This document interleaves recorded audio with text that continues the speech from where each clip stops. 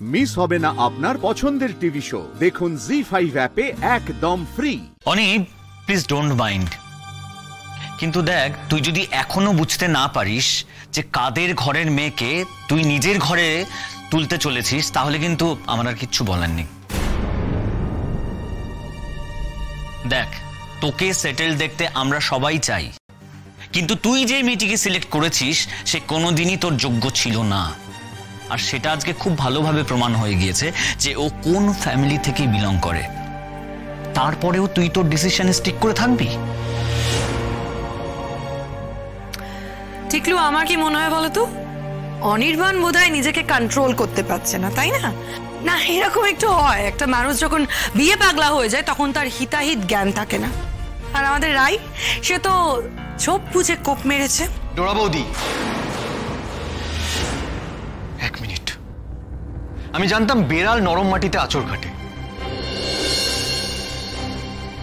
কিন্তু এখন তো দেখছি তোমার টেন্ডেন্সিও ঠিক সেরকমই।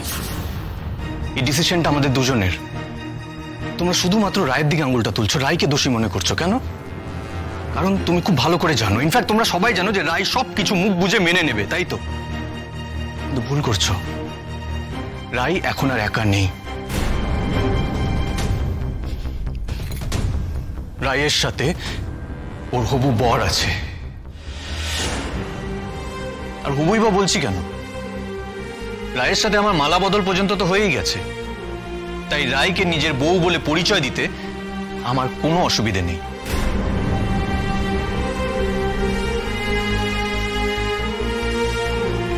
সে না হয় নেই, কিন্তু তুই ডোরার সাথে এভাবে কথা বলছিস কেন? হ্যাঁ, মানছি যে তোর নিজের কারোর কোনো কিছু হয়নি, কিন্তু রায়ের বোন মৃত্যু শয্যায়। ওর মা কিছুক্ষণ আগে ওরকম অসুস্থ হয়ে পড়েছিল।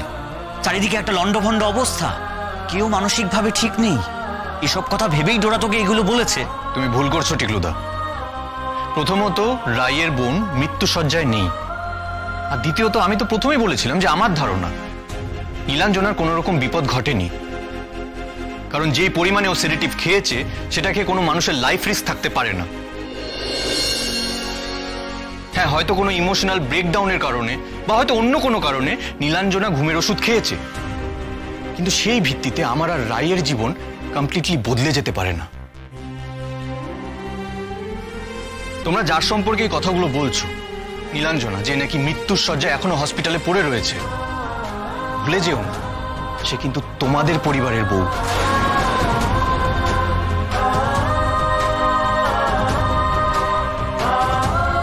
কিন্তু তোমাদের দুজনকে দেখে আমার তো মনে হচ্ছে না যে তোমরা নীলাঞ্জনাকে নিয়ে কোনো রকম টেনশন বা চিন্তায় আছো। আর সূর্য কোথায়? সূর্যের স্ত্রী যে নাকি এখনো মৃত্যুশয্যায় রয়েছে, সে হসপিটালে না গিয়ে বাড়িতে চলে গেল কেন? কিসের ভয়? ভয়? ভয় কেন হবে? সেটা তো তোমরা ভালো করে জানবে টিকলুদা। আইনত এখনো কিন্তু নীলাঞ্জনার হাজবেন্ড সূর্য, আর আমি যা শুনলাম সকাল থেকে নীলাঞ্জনাকে সূর্য অপমান করে গেছে। কে জানে, হয়তো সেই কারণেই নীলাঞ্জনা ঘুমের ওষুধ খেয়ে এই দুর্ঘটনাটা ঘটিয়েছে।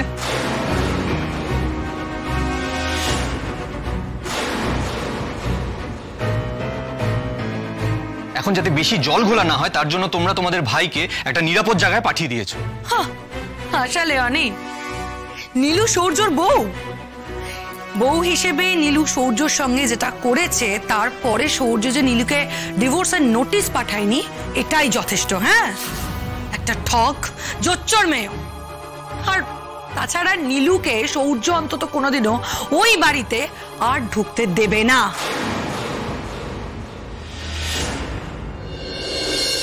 আমার কাউকে নিয়ে আর কোনো কনসার্ন নেই এই মুহূর্তে। ঠাকুরমশাই, আপনারা বিয়ের আয়োজন শুরু করুন। অর্ধেক রিচুয়ালস তো হয়েই গেছে, বাকিটাও সেরে নিই।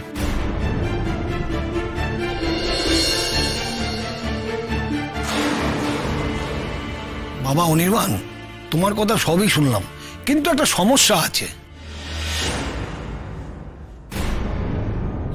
সেটা হলো তোমাদের বিয়ের লগ্ন পেরিয়ে গেছে, এখন বিয়ে হলে তো সেটা সিদ্ধ হয় না। রাত 12টার মধ্যেই বিয়েটা হওয়া উচিত ছিল, যেহেতু 12টা বেজে গেছে, আজ আর বিয়েটা করানো যাবে না। আমার মনে হয় তোমরা একটা নতুন দিন নতুন লগ্ন খুঁজো। ভয় দেখাচ্ছেন পুরোহিত মশাই? বিশ্বাস করুন, আমি কিন্তু একটুও ভয় পাচ্ছি না। দুজন মানুষ যখন ভালোবেসে একজন আরেকজনের জীবনে শরিক হতে যায়, তার থেকে ভালো মুহূর্ত কিছু হতে পারে বলে আমি তো মনে করি না। তাই লগ্নের কথা আপনারা ভুলে যান, বিয়ের আয়োজনটা শুরু করুন।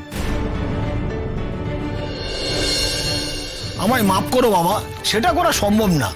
বিয়েটা যখন নিয়ম মতো হচ্ছে, তখন তো আমি অনিয়ম করতে দিতে পারি না।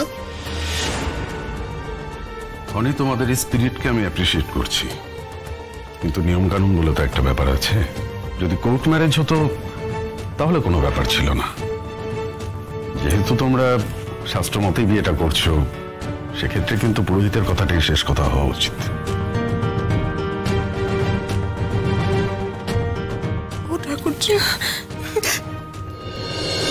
কি হবে ঠাকুরজি?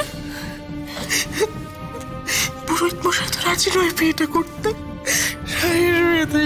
মাথা পড়বে ঠাকুরজি। কিচ্ছু হবে না বৌদি, কিচ্ছু হবে না। আমাদের ঠাকুর মশাই যথেষ্ট অভিজ্ঞ, তার মতামত জানা দরকার। ঠাকুর মশাই, আপনি কি বলেন? এখন বিয়ে হলে কি সিদ্ধ হবে না? ভট্টাচার্য মশাই, লগ্নটা যে কেন 12টার মধ্যেই হতে হবে তা তো বুঝলাম না, একটু বুঝিয়ে বলুন। আজকের দিনটা সেক্ষেত্রে পেরিয়ে যাচ্ছে। বিবাহের যে সমস্ত নিয়মকানুন হয়েছে তা আজকের দিন জন্য হয়েছে। বিয়েটা পরের দিন হলে আবার প্রথম থেকে সেই নিয়ম পালন করতে হবে। এ কি বলছেন ভট্টাচার্য মশাই? আপনার এরকম ভুল হওয়া তো খুবই আশ্চর্যের। বুঝেছি, রাত 12টার পর নতুন দিন, এইটা ধরে সবকিছু হিসাব করি বলে আপনি গুলিয়ে ফেলেছেন, কিন্তু সেটা তো বিলিতি নিয়ম। আমাদের শাস্ত্র বলে দুটি সূর্যোদয়ের মধ্যবর্তী সময় হলো একটি দিন।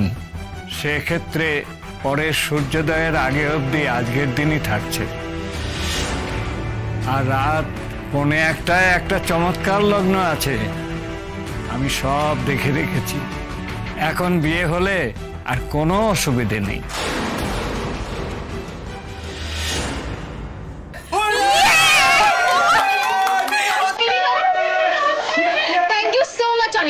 তোমার মতন পজিটিভ পার্সোনালিটির মানুষের পাশে ছিল বলেই সবকিছু আজ পজিটিভ টার্ন নিচ্ছে।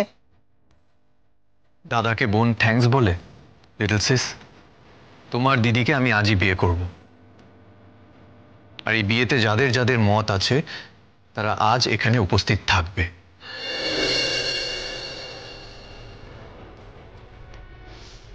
অনিদা, আমাকে 2 মিনিট সময় দেবে? দেখছো তো সারাদিন কান্নাকাটি করে দিদিভাইয়ের মুখটা কেমন পেতনির মতন হয়ে গেছে। আমি চট করে সাজিয়ে আনি, কেমন?